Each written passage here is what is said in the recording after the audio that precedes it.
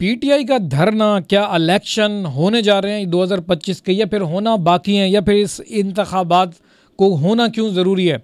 अगर हम बात करें जनाब पाकिस्तान की सूरत हाल की, तो जनाब इससे पहले जो है नून लीग ने काफ़ी जेलें उन्होंने आना जाना शुरू किया। फिर पीटीआई इक़्तिदार में थी तो पीटीआई ने खूब उनको चोर वोर के नारे वारे भी लगवाए। फिर जब नून लीग वापस आई, उन्होंने कुछ अपने जो बड़े हुक्मरान हैं, जो कि ओहदेदार हैं बहुत बड़े, उनसे जब अपने मामला ठीक कर लिए, तो फिर उसके बाद जनाब सबसे बड़ी परेशानी पीटीआई को देखना पड़ी। तो पीटीआई जो है इस टाइम पे मुश्किलात का सामना कर रही है और धरने भी नहीं किए देने जा रहे हैं।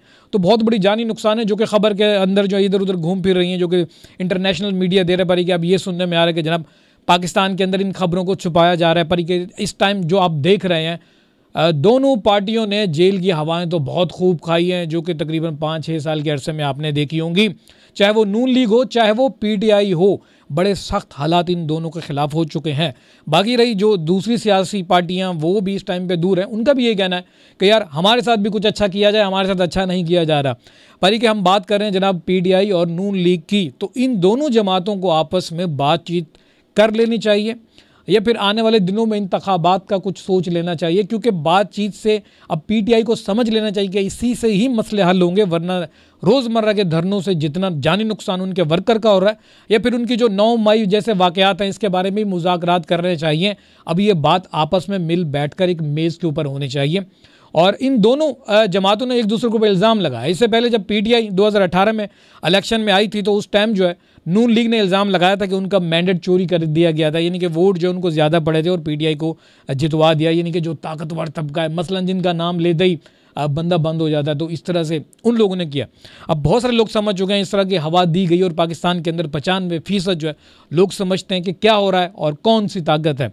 अगर हम बात करें जनाब ये नून लीग के रिसेंटली जो इलेक्शन हुए थे, जो कि पीटीआई वालों ने इल्ज़ाम लगाया था कि इनका मैंडेट चोरी कर दिया गया, इनके साथ धांधली हुई, जिसकी वजह से अब धरने जारी हैं। तो ये दो हुकूमतें एक दूसरे के ऊपर जो है इस तरह से इल्ज़ाम लगाती हैं, दो सियासी पार्टियाँ।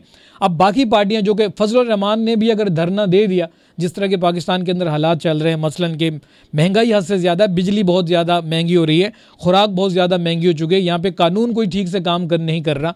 अब अतीका ऑडो एक बहुत बड़ी सुपरस्टार हैं, जो कि पाकिस्तान ड्रामों में काम कर चुकी हैं, वो भी रोते हुए पॉडकास्ट में कह रही हैं कि पाकिस्तान के जिस तरह के हालात हैं, जो पार्लियामेंट है, जो कानून है, जो सियासी लोग हैं, जो आवाम है, इनमें कोई भी सुधार की तरफ नहीं है। हमें यहाँ पे रहते हुए बहुत दुख होता है। ज़ाहिर सी बात है, पढ़ा लिखा आदमी जब इंसानी हकूक़ को वो पढ़ लेगा, तो जब वो अपने पाकिस्तानी मुआशरे की तरफ नज़र दौड़ाएगा, तो उसको कोई भी खुशहाली नज़र नहीं आएगी। अखलाक बिल्कुल वीक हो चुका है, तो वो यहाँ पे रहना नहीं पसंद करेगा।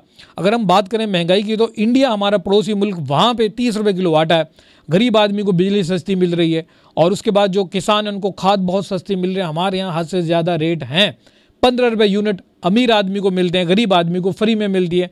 जो खाद वाद की जो बोरियाँ वो इस टाइम पे सोशल मीडिया पे बहुत सस्ती मिल रही हैं। वहाँ का मुल्क एक बॉर्डर क्रॉस करने के बाद इतना सस्ता आटा, और यहाँ पे इतना महंगा। इसका मकसद है कि हुक्मरान चोर हैं और कोई काम नहीं कर रहे।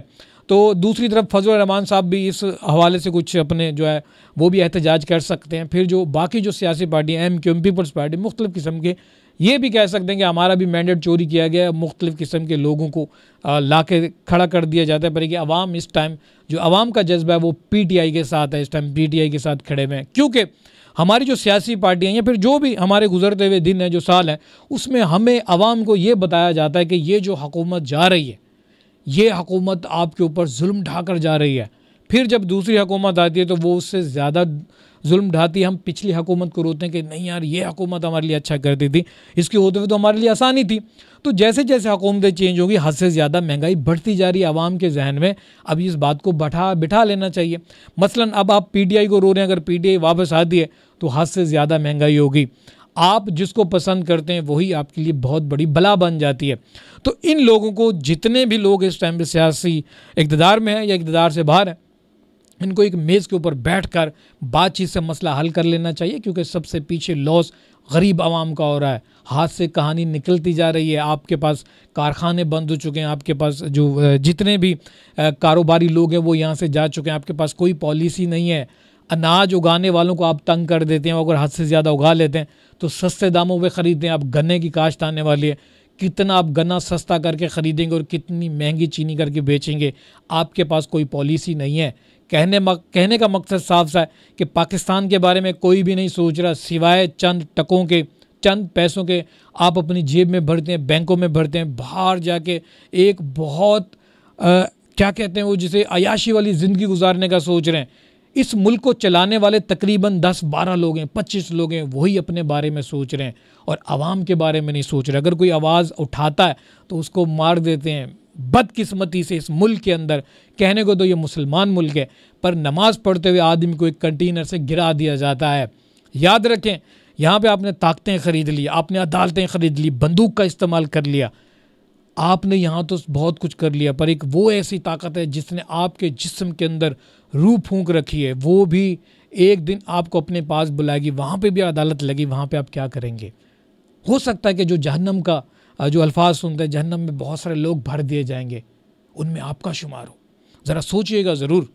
यहाँ पे ताकत इस्तेमाल करेंगे, दुनिया की जितने भी आप लोग हैं उनको मार देंगे, पर वहाँ पे एक ऐसी अदालत सजेगी कि आप अफसोस करेंगे, खुदारा मुझे वापस दुनिया में लौटा दो कि मैं वहाँ जाके नेकियां करूँ।